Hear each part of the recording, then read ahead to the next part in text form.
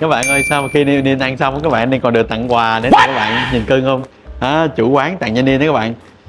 Dễ thương quá các bạn ơi. Được 4 phần đông trùng hạ thảo luôn nè.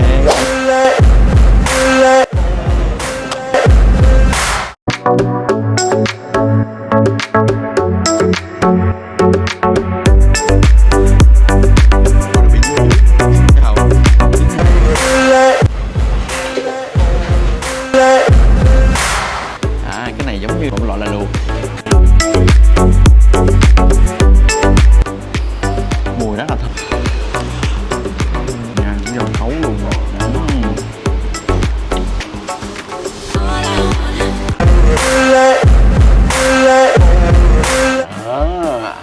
Cái này nãy là chủ quán nói nha cả nhà, có 2 phần để chấm rất là đặc biệt nha. Hấp dẫn quá.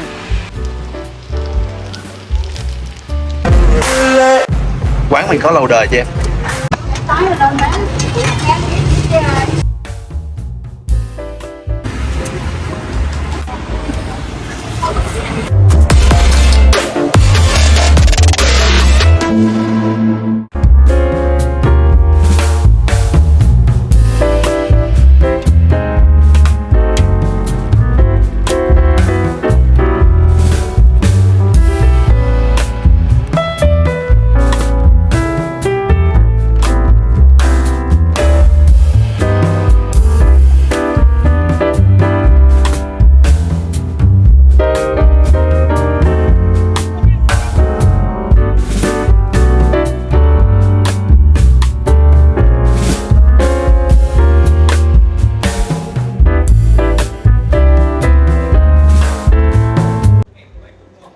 Niên đi Việt Nam chào cả nhà nha, với một buổi sáng rất là đẹp tại Tuy Hòa nữa cả nhà ơi. Thì hôm nay mình có một hành trình cũng khá là dài ha, đến với miền Bắc tiếp tục là hành trình miền Bắc ha. Rồi nhưng mà trước đó thì vẫn là tiếp tục là một cái chương trình ăn sập Tuy Hòa nha cả nhà. Thì bây giờ chúng ta sẽ đến với một cái nơi local với một cái món có thể nói là rất là ngon và được rất nhiều người recommend khi đến với Tuy Hòa Phú Yên là phải ăn cái món này. Đó chính là nó nằm ở Tuy An nha các bạn. Thì các bạn thấy bánh hỏi lòng heo cả nhà ơi.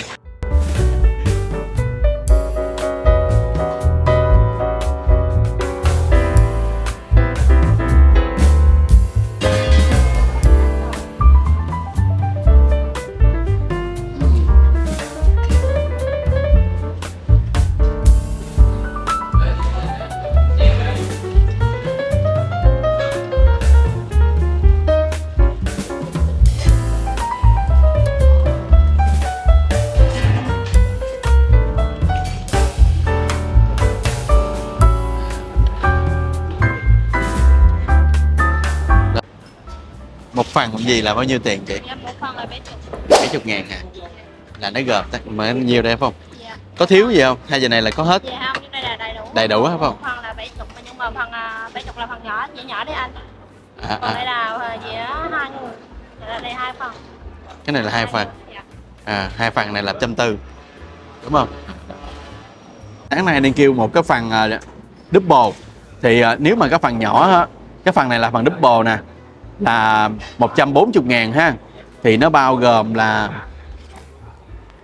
ba chỉ luộc nè, rồi cái này như là tim ha, tim rồi dồi trường phèo gia đình ha, phèo trông rất là sạch ha, rồi gan đó, ôi miếng gan người ta cắt rất là lớn nè đó, thấy không? Rồi cái này là cuốn họng nè, cuốn họng ha, cuốn họng của con heo đó. Rồi bên đây là có cặt nữa nè đó, có cặt heo mà. Nói chung ở đây là người ta cắt cái miếng rất là dày nha. Rồi bao tử heo trông rất là sạch sẽ ha. Rồi ăn kèm với nó là cái bánh hỏi, giống như ở trong miền Nam mình ha, mình cái bánh hỏi này nè là mình chan mỡ hành lên, còn ở đây không có, cái này là chan hẹ hành. Mỡ hẹ đó các bạn thấy không, ở đây là dùng hẹ hết, ít có ai mà dùng cái hành lắm đó. Rồi tiếp theo là mình có một cái tô cháo, cái tô cháo này như là giá 30.000 á cả nhà, rất là ngon ha, nhìn cháo trông rất là ngon, kẹo có thêm hành tây rồi huyết nhắc nhiều nha, huyết nhiều lắm nè nghe cả nhà, huyết nhiều lắm nè, không rất là nhiều luôn. Một cái tô này nên nghĩ là 2 người ăn là vừa đủ ha. Rồi ở xứ này không thể nào thiếu được là cái bánh đa cả nhà ơi, lúc nào ăn cái gì cũng có bánh đa hết trơn á, thì mọi người có thể tùy biến cái bánh đa để mà ăn chung ha. Nước chấm thơm lắm, nước mắm thơm lắm. Ở đây thì người ta ăn với nước mắm trong, chắc mắm chăm ở đây làm đúng á, nhìn rất là trong, nhìn rất là đẹp ha. Rồi có thêm một phần rau và phần dưa leo, rau thì đủ loại thập cẩm ha, dưa leo. Rồi ở đây đặc biệt là cái bánh tráng nè, bánh tráng thì Niên đã nói trong cái phần bánh canh Niên ăn bánh xèo rồi ha. Cái bánh tráng ở đây là người ta bẻ ra một cái bánh tráng rất là bự như cái bánh đa này nè, đó người ta bẻ ra làm 2 hoặc là làm 4 ha, người ta nhúng qua nước xong người ta đưa lên cái dĩa liền. Thì ở đây người ta bẻ làm 2, cả nhà thấy nó rất là dài không đó. Rồi bắt đầu mình thưởng thức cái món này. Ok, cho phần sáng.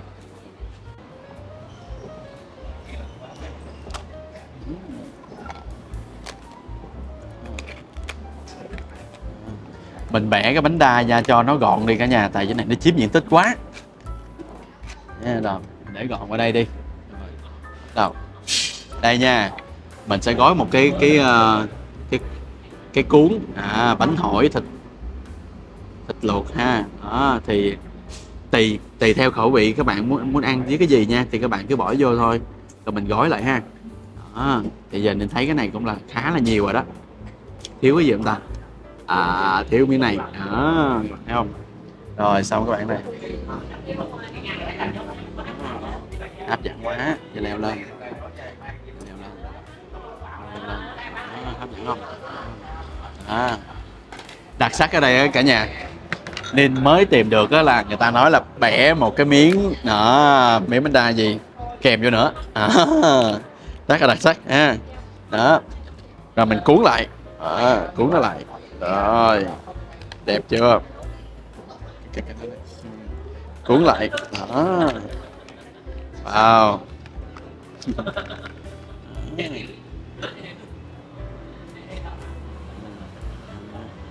Chấm nước mắm.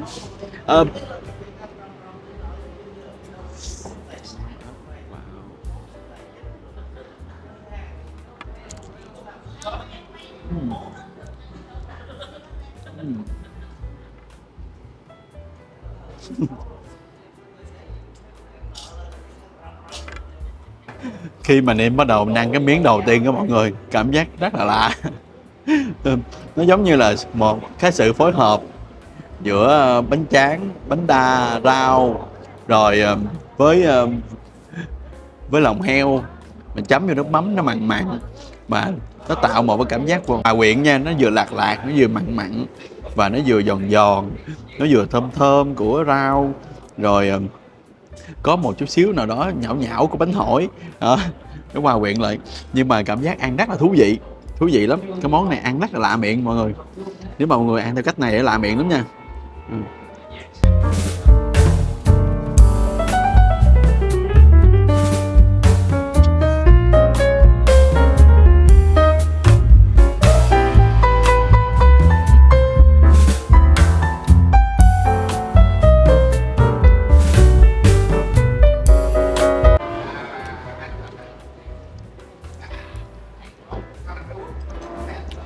Tiếp theo mình phải trải nghiệm cái cháo này thôi cả nhà ơi.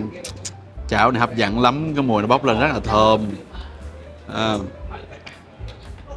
Rồi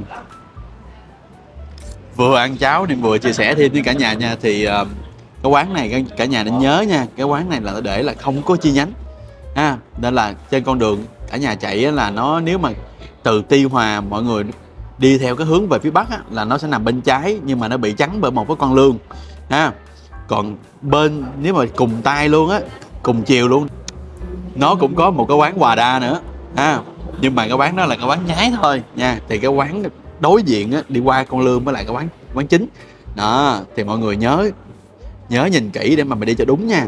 Đó, tại vì cái quán này có lịch sử rất là lâu đời luôn mà không có chi nhánh. Đó, ở đây đặc biệt là lòng, mình nhìn cái cảm quan á cả nhà, thì người ta làm nó rất là sạch sẽ. Nói chung là lòng nó không có bị hôi, không có bị hôi hết, rất là thơm, rất là sạch sẽ. Đó, đây là một cái món ăn rất là dân dã, bình dân hàng ngày của người dân ở đây, người ta ăn để mà cho một cái buổi có năng lượng trong nguyên một ngày để mà ta làm việc ha.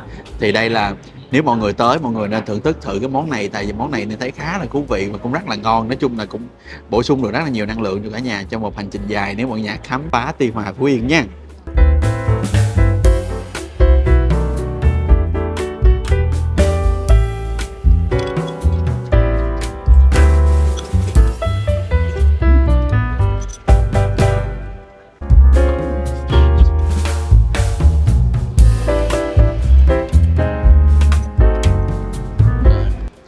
Sau một thời gian nên ăn các bạn nên nghiên cứu lại được cái này nên bẻ nhỏ lại các bạn ơi. Cái này mà để nguyên miếng giống như đầu tiên á, mình ăn vô nó bị dướng dướng cái họng. Với thứ hai á các bạn, nếu mà được góp ý á, thì nên chỉ góp ý là nên làm thêm nước mắm mặn á các bạn, thì nó sẽ có nhiều cái khẩu vị thêm, hoặc có thể mình ăn thêm mắm nêm cũng được ha. Tại vì nếu mà nước mắm ở trong này không á, thì nếu mà mình chấm ăn kiểu này á, thì nó hơi mặn. Nhưng mà theo như Ninh được tìm hiểu nên được biết á, thì do là hồi xưa các bạn, cái món này nè là rất là bình dân, mà người ta là chủ yếu là sáng người ta làm, người ta ăn sớm để mà người ta ra đồng á, nên người ta không có thời gian để làm nhiều cái hương vị hơn, thì nên người ta chỉ chấm nước mắm mặn người ta ăn luôn, nước mắm trong người ta ăn luôn. Còn nếu mà món này mà được làm nước mắm chua ngọt thì Ninh nghĩ nó sẽ ngon hơn, tại vì mình ăn cuốn mà, cuốn thì nước mắm chua ngọt nó sẽ ngon hơn là ăn nước mắm này. Mắm này mình nhúng vô nó mặn quá rồi. Ok.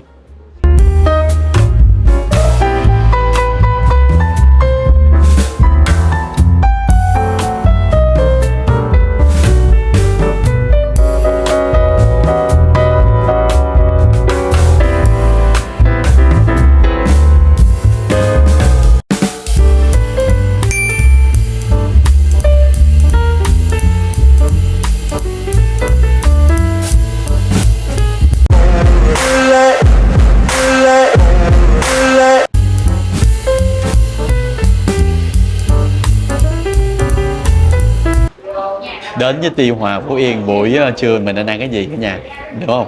Thì sẽ có câu hỏi này sẽ rất nhiều người hỏi ha. Thì hôm nay Ninh sẽ chỉ cho cả nhà một cái chỗ ăn trưa và có thể nói là ăn sáng cũng khá là ngon, nhưng mà Ninh nghĩ cái món này nên ăn trưa cho nó hợp lý hơn, đó chính là cơm gà Thiên Hương cả nhà ơi.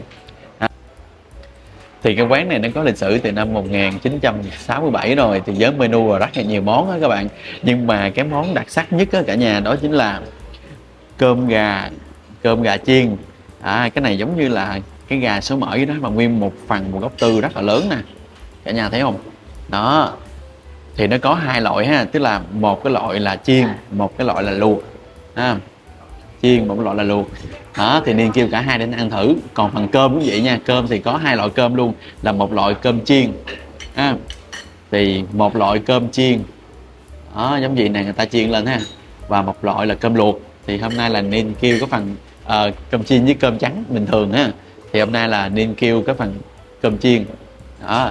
Thì ăn kèm người ta cho mình nguyên một cái phần rau luôn cả nhà đó. Phần rau thì có cà chua nè, cà chua sống luôn nha, cà chua sống luôn, rồi dưa leo ta cắt nhỏ, rồi với xà lách, rồi rau thơm ha đi kèm. Rồi đặc biệt á cả nhà nhìn này nha, cái phần cơm gà, nếu mà cơm gà chiên á thì mình ăn chung với bơ không, mình ăn chung với cái bơ đó. Còn mà cơm gà luộc á thì mình ăn chung với cái phần muối chấm, cho nên nặng chanh vậy luôn đó. Muối ớt chanh ha đó, rồi và có ớt đi kèm. Rồi tiếp theo đi có kêu thêm một cái phần canh chua nữa cả nhà, đó là canh chua cá cờ ha. Thì da xứ biển thì có nhiều loại canh chua lắm, có canh chua mồng tơi, rồi một số loại canh chua cá lóc nữa. Nhưng mà da xứ biển mà mình ăn loại cá nào đó nó thuộc về biển ha, thì nên kêu một phần canh chua cá cờ. Cả nhà thấy không, rồi ủ nuôi úng nóc luôn các bạn nhà ơi. Nhưng mà người ta đã thái ra hết rồi ha, thì không có còn thành nguyên một khứa, nhưng mà thái ra gì thì nó dễ ăn hơn, tức là mỗi một lần mình gấp thì nó sẽ dễ ăn hơn. Với thứ hai nữa là nó đã bỏ phần xương rồi, nên là mình ăn luôn, không cần phải bỏ xương nữa. Nếu có mùi canh chua mình thấy rất là thơm với nhà, ôi thơm lắm. Với cái hai là canh chua thì nó quá là đi vào lòng người rồi ha. Với những cái đồ bổi đi kèm thì có cà chua, có thêm bắp chuối ha, rồi cái này là cái rau bạc hà, rồi có khóm nữa Nhưng mà cái mùi nó bốc rất là thơm ở nhà, mùi bốc thơm lắm luôn á. Rồi, mùi rất là thơm ha. Thì bắt đầu mình ăn luôn, nha. Rồi, ăn cái nên chan nước tương không? Thì đây sẽ chan một miếng nước tương lên. Nước tương như thế này. Đó. Thường á mình ăn cơm chiên thì mình ăn với nước tương đúng không cả nhà? Nước tương. Rồi, nhưng mà cái món thật sự cái món cơm gà này thì nên xin phép nha, ăn bóc nha, tại ăn bóc thì lúc nào cũng ngon hơn các bạn ơi. Ăn bóc thì nó sẽ cho mình cảm giác nó ngon hơn. Ok. Đó, một cái đùi gà rất là lớn ha, 1,4 gốc luôn. Rồi nha.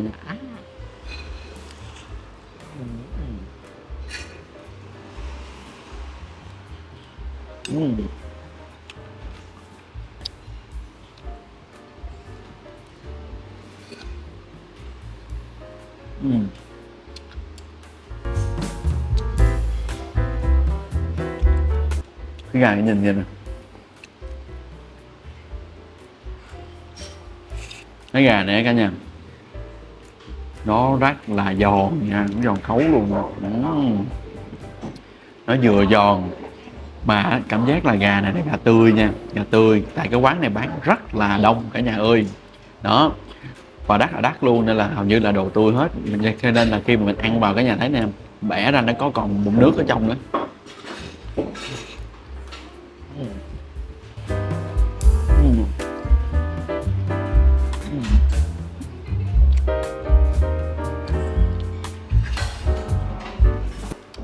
Cái thịt của con gà rất là ngọt và dai, đặc biệt là cái phần đùi nữa thì nó còn dai hơn nữa không? Các nhà thấy không, nguyên một con gà này nó săn chắc cỡ này nó không có bị mỡ. Thứ hai nữa, ăn nó rất là ngọt, tức là cái lớp da nè, cái lớp da nó giòn, nhưng mà khi mà ăn vào lớp thịt thì nó lại mềm, nó lại ngọt, rất là ngon luôn. Để mình ăn thử miếng cơm nha.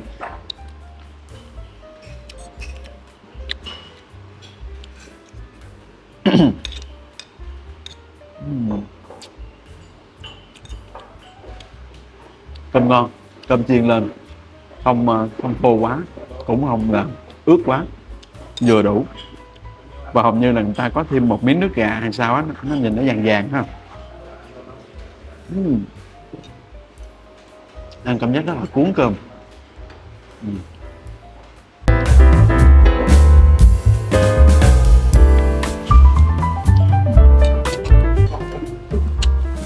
Để nên ăn thử phần gà luộc cho cả nhà coi. Cả nhà thấy không, cái phần đùi luộc nè, ôi ôi rất là nhiều thịt luôn, rất là lớn. Mà cái phần này nó có thêm cả cái phao câu của con gà nữa. Đó.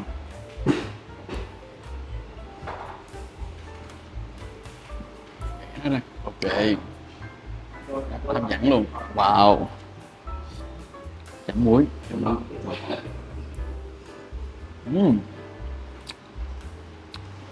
Cái phần luộc thì thơm, nó thơm.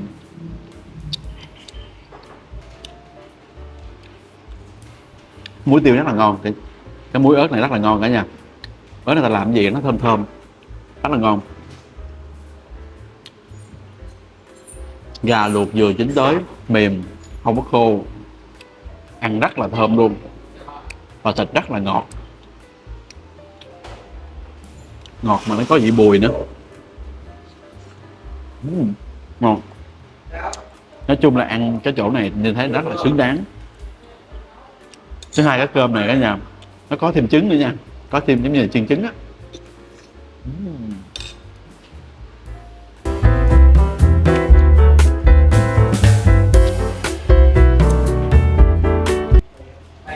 Để nên review thêm với cả nhà các anh rồi nên nói luôn lần nha, tại vì mọi người cũng đang rất là đói rồi, mình phải ăn ha. Rồi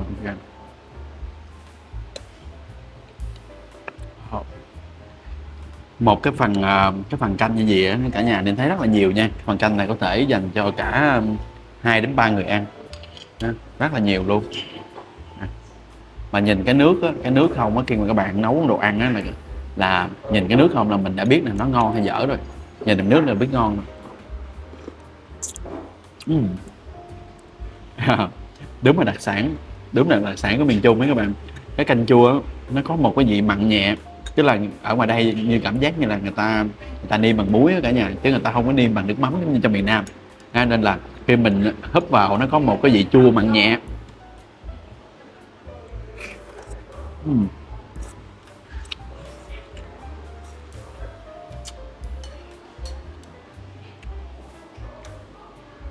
Rất là đậm vị và ngon, đặc biệt là cá kho nữa nha. Nó có từng cái sớ này thấy không, cái nhà ăn nè, ăn lại ra một cái sớ, đó, ăn lại ra một cái sớ, ngon lắm. Nói chung là thực phẩm ở đây nên thấy làm rất là sạch sẽ nha, rất là sạch sẽ, đồ tươi, ngon và ăn rất là vừa miệng. Và thật sự nên được bạn bè, rất nhiều bạn bè giới thiệu tới quán này, nhưng mà thật sự đúng ăn xứng đáng đồng tiền thì các bạn.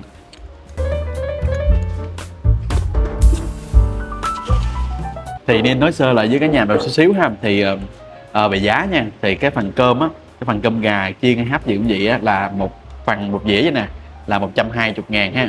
Rồi cái canh chua á, mà dành cho 2 người ăn á, là 130.000. Thì nên thấy cái giá này là cũng khá là hợp lý. Với thứ hai là với một đồ ăn nó nhiều như thế này thì nên nghĩ cái giá này là đúng chuẩn nha cả nhà. Ngoài ra nói thêm với các bạn nữa là ở đây nó có luôn cả khách sạn Thiên Hương ha, rồi có bán đông trùng hạ thảo, rồi có bán luôn cả yến Nha Trang nữa đó. Nên là cả nhà có thể khi vào đây cả nhà ăn xong rồi cả nhà có nhiều option khác nữa. Đây là một cái quán nên rất là recommend cả nhà, mình đi đánh giá rất là ngon nha, cho buổi ăn trưa.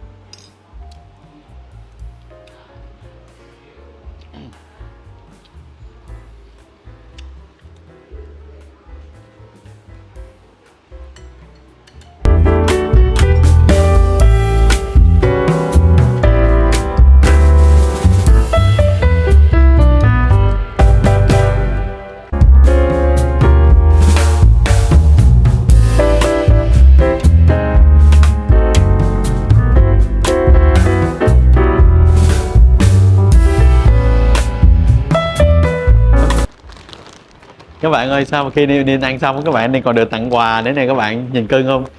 Chủ quán tặng cho Niên đấy các bạn. Dễ thương quá các bạn ơi.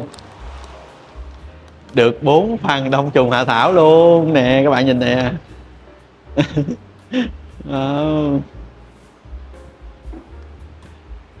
Niên xin gửi lời cảm ơn quán rất là nhiều nha. Cảm ơn chủ quán Thiên Hương ha, đã gửi tặng cho Niên mấy cái đông trùng hạ thảo.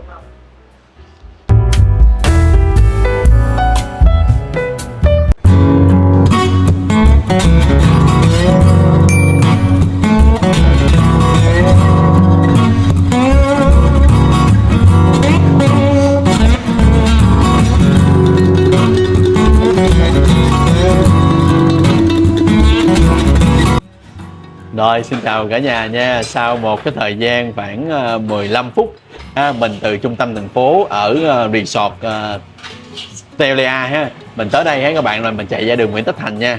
Nó nằm ở chỗ 664 Nguyễn Tất Thành ha.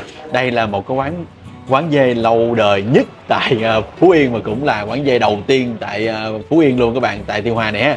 Đó, nên là các bạn đi khoảng 15 phút thôi cũng rất là nhanh thì các bạn sẽ tới được đây.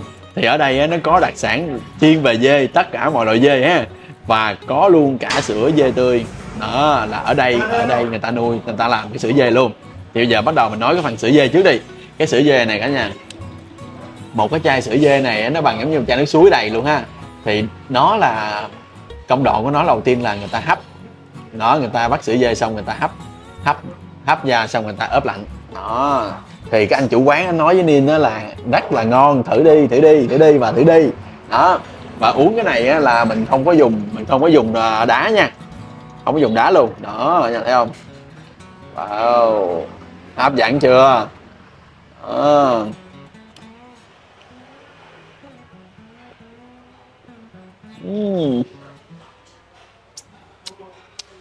Trời ơi, sữa nó ngon, nó ngọt, nó béo cả nhà ơi, nhưng mà có một cái hơi tanh nha. Cả nhà nào uống không quen nên cân nhắc nha, nó hơi tanh.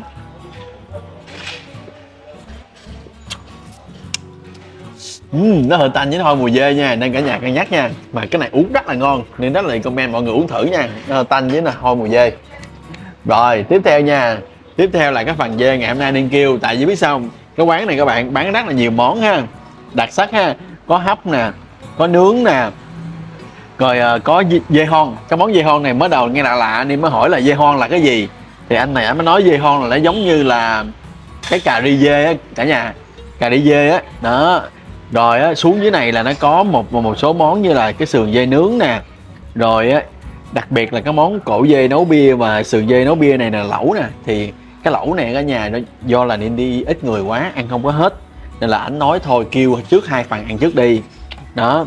Thì có thêm dê tái chanh, cái cù lao nướng này là cái phần rất đặc biệt này cả nhà nhìn thấy nè, nó đang hiện hữu trước mặt của cả nhà này nha đó.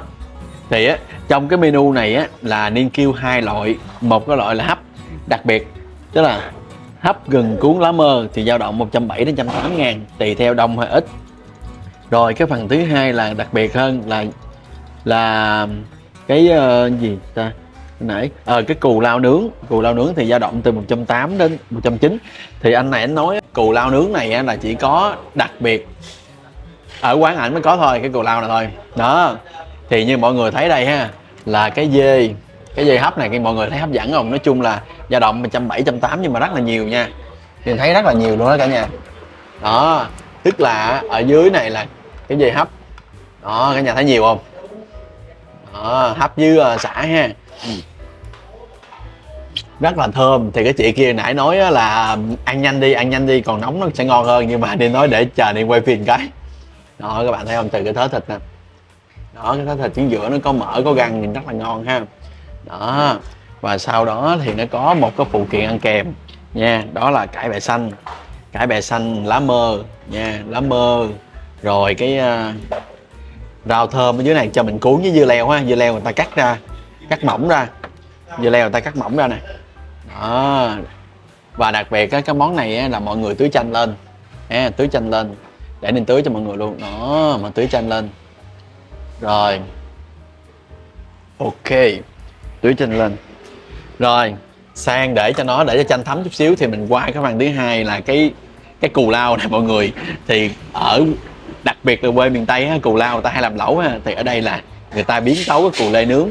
Thì cái này rất là hay, mình thấy miền Tây cũng đã có rồi chứ không phải ở đây thì á đây nè nha, cái công đoạn mà làm á, đây là nó có một cái phần thịt dê để riêng đó, trộn với sả và một số cái hành, đầu hành ha. Thì ở trên cái mâm mà cù lao này á, thì nó có thêm một số cái người ta đã thái mỏng ra rồi.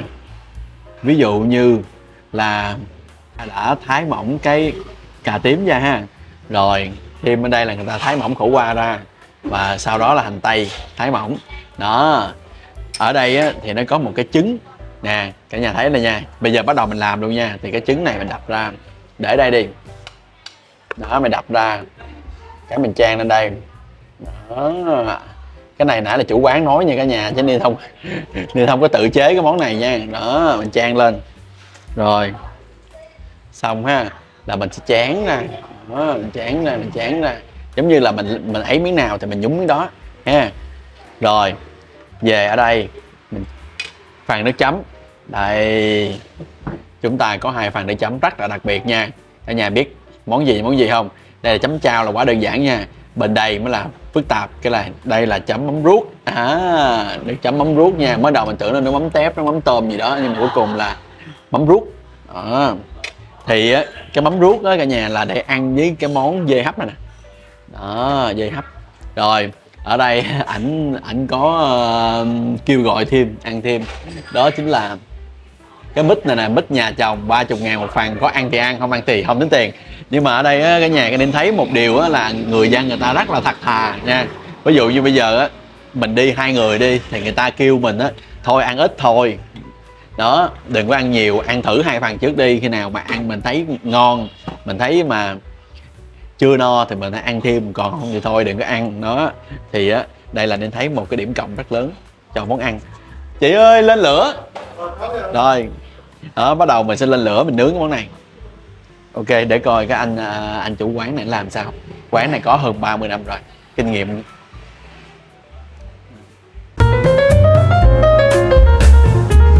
Một, hai, ba. Rồi. Wow. Đó. Để vô ha. Để vô rồi. Lấy cái này nướng thôi ha. Rồi. Đó. Cái này có bị văng không? Rồi. Rồi. Đó. Bắt đầu ở đây ta cho mình sẵn một chai dầu ăn. Chế lên. Wow. Hấp dẫn chưa? Đó. Trời ơi, hôm nay đi mặc áo trắng là nên thấy nó sai sai nữa rồi cả nhà ơi. Đó.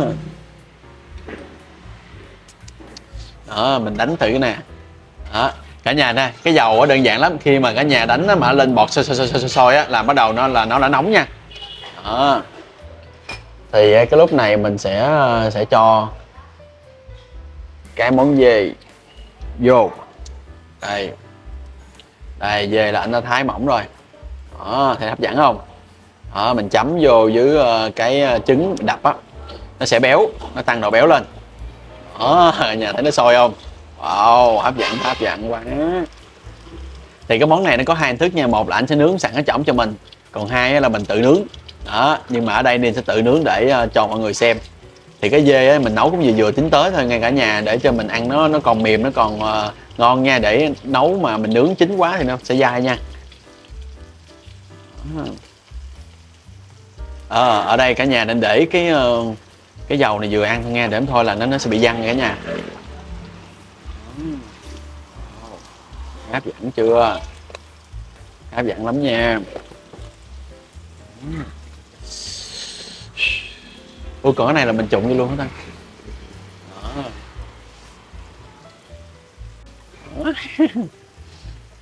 Trong màu sắc bây giờ bắt mắt quá cả nhà ơi, nhìn mà muốn chảy nước miếng luôn á.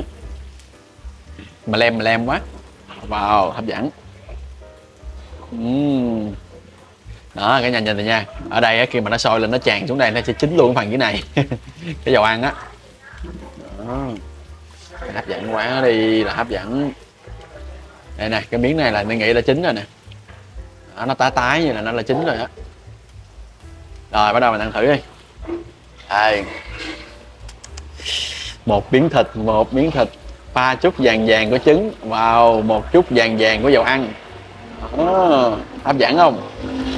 Chấm vô. Chấm một miếng chao nè.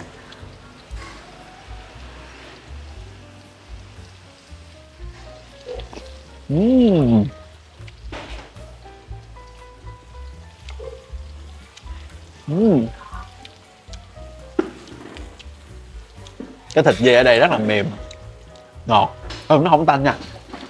Hồi nãy cái sữa dê nó tanh, nhưng mà cái thịt dê này nó không tanh, ăn rất là ngon và mềm.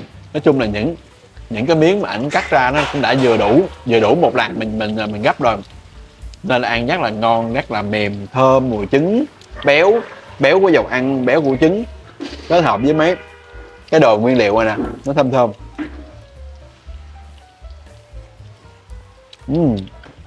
Ăn rất là miệng luôn, nên có cơ hội mọi người nên tới đây thử nha, món này ngon lắm. Đó, cái này nó có cái hay mọi người thấy chín cho mọi người gấp ra đây nha. Đó, chín thì gấp ra đây, bắt đầu mình nướng thêm vô. Đó. Trộn lên. Wow, hấp dẫn chưa?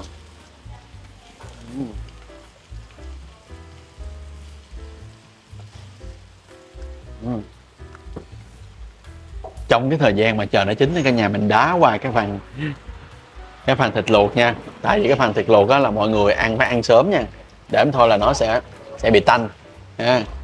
Rồi xong. Hấp dẫn quá. Phải cho một miếng lá mơ cả nhà, cho miếng lá mơ lên. Ok, gói lại, thơm lắm nha. Bắt đầu chúng ta sẽ chấm với mắm ruốc này cả nhà. Wow, mắm ruốc đỏ tươi.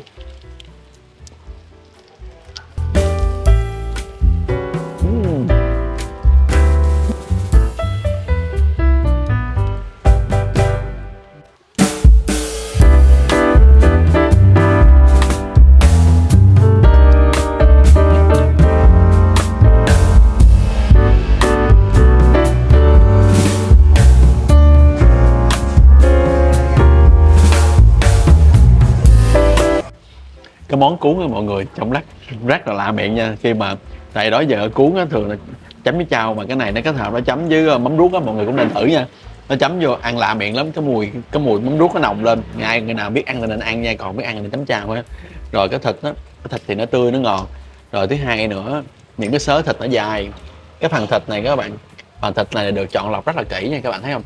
Cái thớ thịt trông rất là ngon. Đó, lại nó chấm luôn cho mọi người. Đó.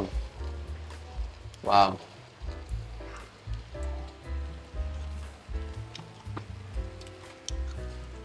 Khi mình thấy ở ngoài mình tưởng nó rất là dài, nhưng mà mình cắn vô cái phần thịt nó rất là mềm, nó giòn tan ngon.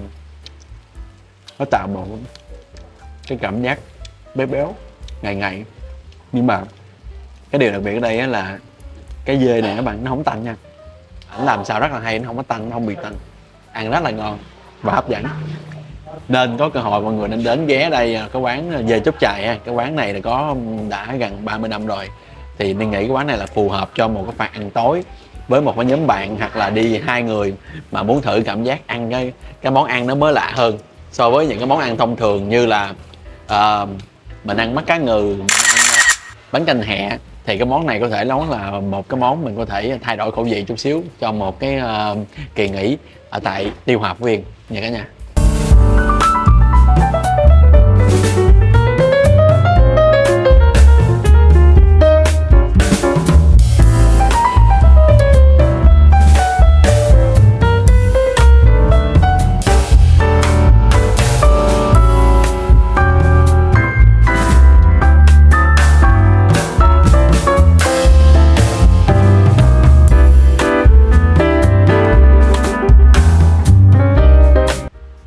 Dạ anh. Dạ, đúng cái riêng rồi, làm riêng luôn. Dạ.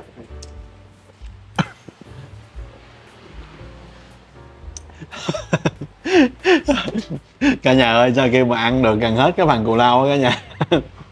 Tự động tới cái ly sữa dê, tự động cái nó ngon ngang lên cả nhà.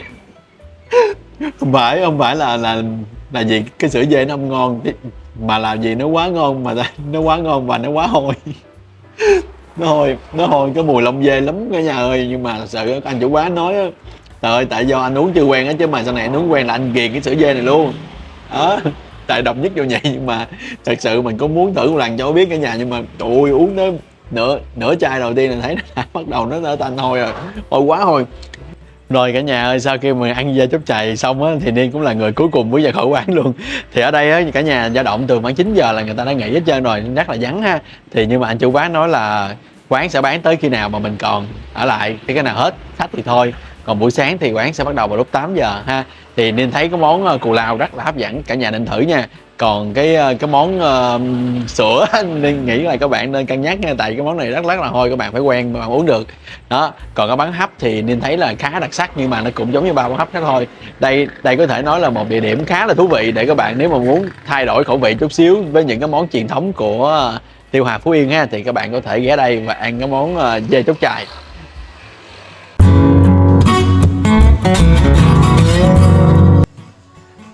Các bạn ơi, sao mà khi đi ăn dê Chốt Chài xong á, thì Niên cũng muốn mua một cái phần quà gì đó để về gửi cho bạn bè hoặc là mình tự uống ha. Thì Niên nghe nói quán cà phê Tùng là một trong những quán cà phê rất là nổi tiếng ở đây. Các bạn nghe nói là quán cà phê Tùng là các bạn nhớ tới quán cà phê nào các bạn? Cà phê Tùng như là Đà Lạt ha. Thì ở đây cũng có quán cà phê Tùng cũng rất là lâu năm rồi. Thì các bạn, thì ở đây á thì cà phê người ta chia làm hai cái trường phái nha các bạn. Thứ nhất á, là những cái quán cà phê mà dân local thích, và những cái quán cà phê mà khách du lịch tới thích, ví dụ như là Highland ha, ở tại Vincom ha, đại loại gì khách du lịch thì người ta chọn những cái quán đó thì người ta thích hơn, mới mẻ hơn, trẻ trung hơn. Còn những cái quán này thì dân địa phương người ta thích hơn ha. Thì ở đây mình thấy có 3 loại cà phê các bạn. Cái loại này thì là nó rẻ tiền nhất, có 47.000 thôi. Còn cái loại này nãy nhiêu em? Loại này thì 99.000, đậm vị hơn. Và cái loại này là quán đang pha cho để bán cà phê luôn đó. Thì một cái hộp như gì là 500g ha. Còn cái loại này là mắc nhất, nó hương trồn, các bạn thấy cái hộp đẹp không đó. Thì nó không có đậm vị bằng cái này, nhưng mà nó thơm, nó ngon hơn và nó mắc hơn. Khoảng bao nhiêu em? 160.000 một hộp 500g ha. Thì bây giờ mình cứ nói một hộp 500g đi, còn nói ký nha các bạn đó.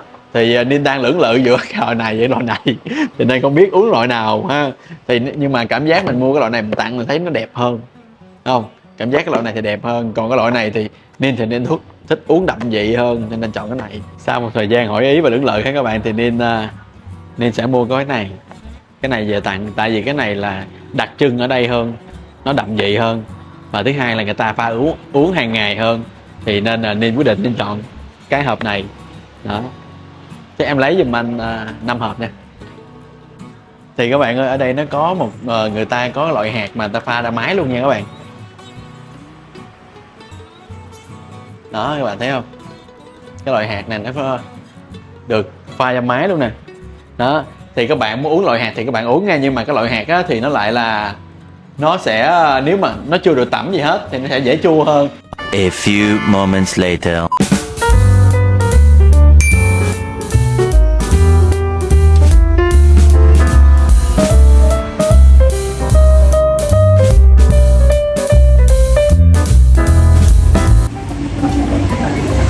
Chào cả nhà buổi tối nha, tại Tuy Hòa ha. Thì tối đêm nay Ninh sẽ dắt cả nhà đi ăn một cái món rất là bình dân cơ bản mà ai cũng ăn hết, nhưng mà ở đây rất là ngon nha cả nhà. Tại cái quán này đã có mấy chục năm rồi ha. Đó là quán phở, mà phở gì? Phở Hạnh Ba Thọ các bạn.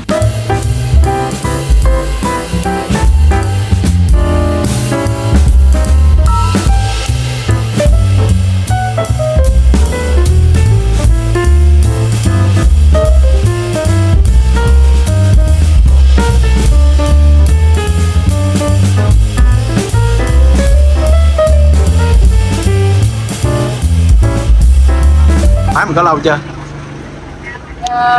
Đây chị thì bán mấy chục năm rồi, mấy năm rồi. Vậy hả? Mình có hai bên luôn hả chị? Hay là bên đây thôi? Hai bên luôn. Cùng chung một chủ luôn hả chị? Hả? Chung một chủ luôn hả? Đúng không, một chủ luôn. Là tới giờ là dọn bên đó. Bên đây trước nữa tầm 9 giờ chị dọn. Dạ, thường mình bán từ mấy giờ tới mấy giờ chị? Sáng thì tầm khoảng 6 giờ tới 10 giờ. Tới 10 giờ tối hả chị? Không, sáng á.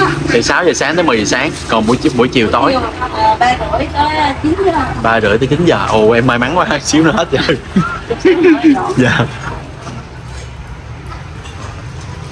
May mắn quá các bạn ơi, được chị chủ làm luôn nữa các bạn.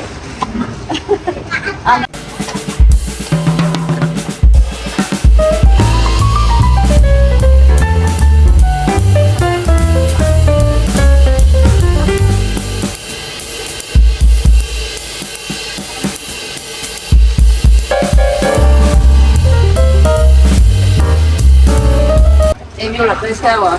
Dạ. Em đi du lịch. Nghe giọng em chị ra tiện đón miền nào? Miền Nam chứ miền trời. Trời ơi. Giọng nói là biết cái miền Nam.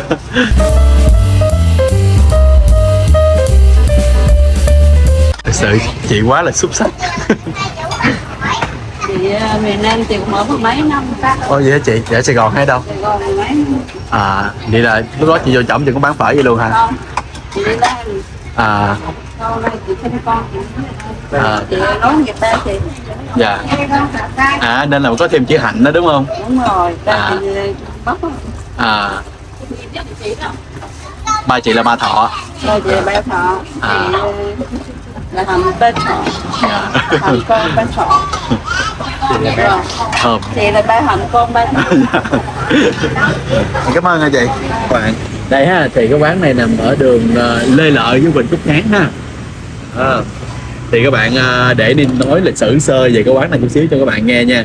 Thì ở đây là chị Hạnh á, trước đây là Ba Thọ là ba của chị Hạnh là bán, nhưng mà sau này á thì ba chị Hạnh mất á thì chị Hạnh mới bắt đầu là về tiếp quản cái quán. Trước đây thì chị Hạnh là sống ở Sài Gòn mười mấy năm, thì á, khi mà vào cái quán phở là các bạn có thấy nó có mang âm hưởng của Sài Gòn ha. Thì ở đây á nó có hai loại phở các bạn, một là loại phở của người địa phương, thì cái sợi phở đó nó giống như là cái sợi hủ tiếu vậy đó ha, nhìn nó nhỏ, còn cái tô phở thứ hai á là cái sợi phở nó giống như là sợi phở trong Sài Gòn mình, nó to ha. Nhưng mà Niên á từ đó giờ đặc biệt khi Niên vào ăn phở là Niên không ăn sợi phở mà Niên ăn mì gói. Đó là sở thích cá nhân của Ninh đó. Rồi bắt đầu vào việc luôn các bạn. Thì ở đây dao động từ 40 đến 50k một tô ha. Ở đây thì phở thì các bạn quá rành nè ha. Thì tất cả những cái topping của phở Ninh hôm nay Ninh kêu một tô thập cẩm có tất cả các topping luôn. Phở tái, gầu găng, rồi bò viên, các bạn thấy không, hấp dẫn không? Ở đây đặc biệt có thêm tép mỡ nữa các bạn, nhiều, có cái hành phi nữa đây, và đặc biệt nên kêu một cái trứng gà xo đập vô luôn, cho nên không có bỏ vào đây nước béo nè, bạn thấy không, nên có xin thêm nước béo để nên chan nước béo luôn. Do các bạn biết sao ngày hôm nay nên đi nên mắc rất nhiều năng lượng các bạn ơi, nên là nên phải dùng hết sức bình sinh của mình để ăn một cái tô cho nó đã ha. Thì giá người ta cũng đã trụng sẵn rồi, trông rất là ngon ha, các bạn thấy không, tô phở ngon không, để bên cho các bạn thấy nè, đó, để thôi các bạn không thấy. Thì cái phần rau ăn kèm ở đây đặc sắc đó các bạn, nó có thêm cả salad nữa các bạn. Thì nó hấp dẫn không các bạn, hấp dẫn không? Lần đầu tiên ăn phở có thêm cả salad đó. Nói chung là biến tấu ha, nói chung là nên thấy hay các bạn. Người ở Việt Nam mình hay đồ ăn rất là hay, ở mỗi nơi mình sẽ biến tấu theo một cái cách khá là đặc sắc của địa phương đó ha. Đó, thì những cái rau này thì cũng rất cơ bản rồi. Rồi ok, mình sẽ cắt vô đầu thơm, các bạn thấy không? Ở đây đặc biệt là những cái loại rau nó nhỏ nhưng mà ăn rất là thơm các bạn ơi, chứ không phải giống như Sài Gòn mình cái rau nào nó cũng to lớn hết trơn á, nhưng mà ăn vô nó không có vị thơm nha. Wow, nhìn là thấy thơm rồi á, các bạn thấy không? Đó. Rồi bắt đầu mình sẽ ăn cái tô phở này nha. Tô phở pha trộn giữa miền Trung và miền Nam cho em như thế nào. Rồi các bạn ơi, Ninh cũng đã chuẩn bị một phần nước chấm luôn rồi. Đó, các bạn thấy hấp dẫn không? Phần nước chấm của Ninh không? Đậm chắc đầy ớt. Đây, Ninh sẽ chấm một cái miếng bò.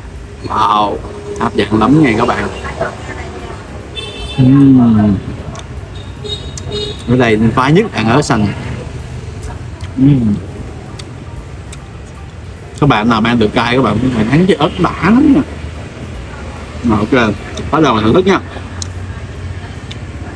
Hồi nãy lúc mà Ninh lại quay nên nói chuyện với chị các bạn, trời ơi cái mùi nước phở nó bốc lên nó thơm các bạn ơi. Mà ngày hôm nay nên đi nguyên một ngày nên về nên đói bụng rồi ôi làm. Trời ơi nước lèo rất là ngon các bạn ơi. Nên biết tại sao có bán phở Nảy Đồng rồi các bạn, nước lèo rất là ngon, ngọt thanh luôn. Đó, mà thứ hai thịt rất là tươi. Nghe chị nói là bán tầm khoảng 9 giờ là hết rồi. Thì ở đây nó có tới 2 bên luôn các bạn. Ở một cái ngã ba mà cái quán này có cả 2 bên luôn. Đó, bên kia thì khoảng 8 giờ mấy 9 giờ là dẹp rồi. Còn bên đây là 10 giờ ha, thì đi cũng may mắn. Tiếp tục mình sẽ thưởng thức thêm cái tái. Thì đặc sắc đó các bạn, ở Tuy Hòa, Phú Yên này ha, là có 2 cái món, đó là bò và dê, đều là ngon ha. Ngày hôm nay nên định ăn cái món là dê chốt chài các bạn, là dê chốt chài nằm trên núi chốt chài á, nhưng mà ngày hôm nay nên không có kịp ăn cái món đó do đi về trễ rồi, thế nên là phương án option thứ hai của mình ăn phở, nhưng mà thật sự món phở nó quá xuất sắc các bạn, rất là ngon. Tại nên phải có xào phở thì nên nói thêm, còn bây giờ xào mì gói thì nên không có gì để nói. Nhưng mà cái mùi phở nó mang âm hưởng pha trộn với Bắc và Nam.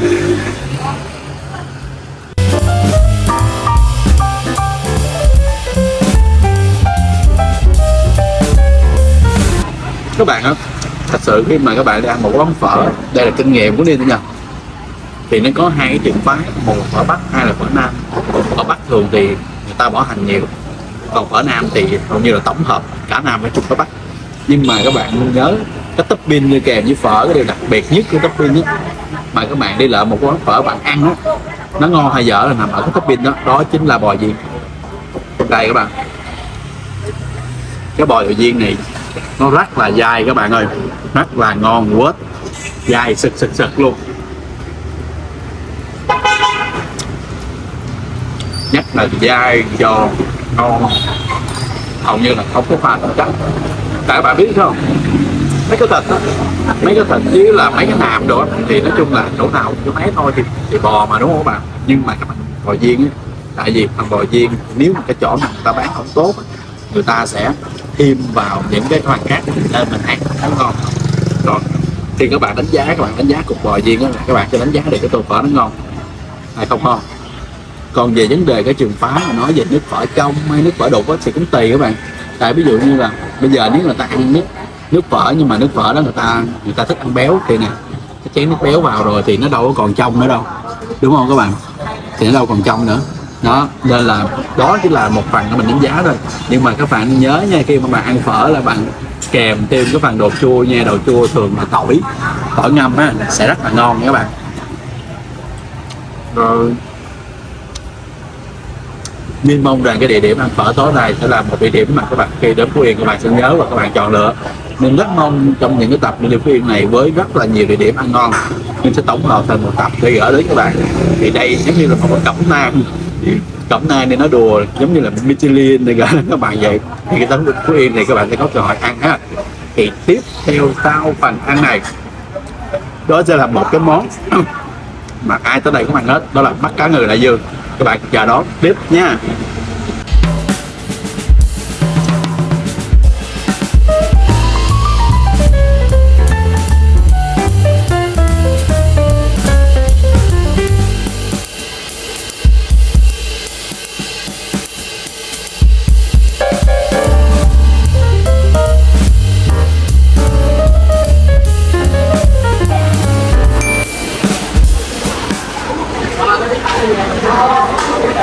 Rồi tiếp theo thì Nên sẽ ghé cái quán ở Đầm Ô Loan ăn nha.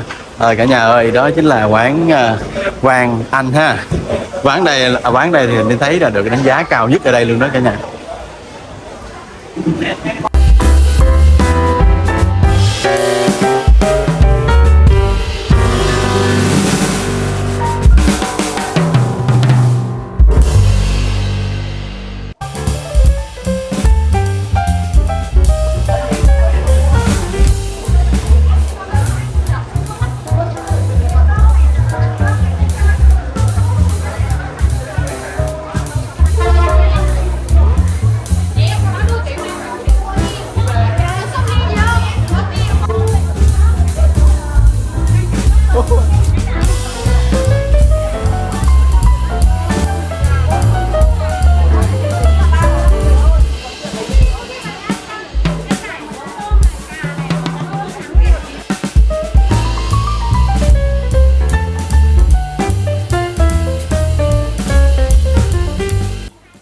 Thì cái Đầm Ô Loan này á, cả nhà nó có khoảng 2 đến 3 quán gì đó.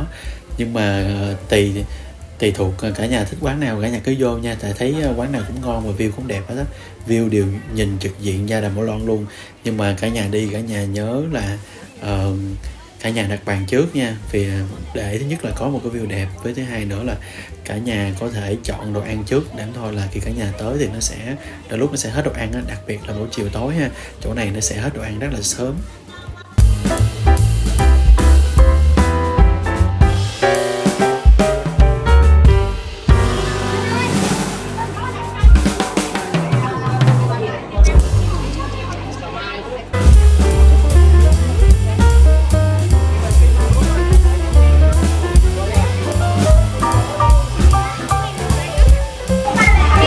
Anh không có thịt đen đâu. 9 làng nha. 9 làng nha anh. Rồi ok.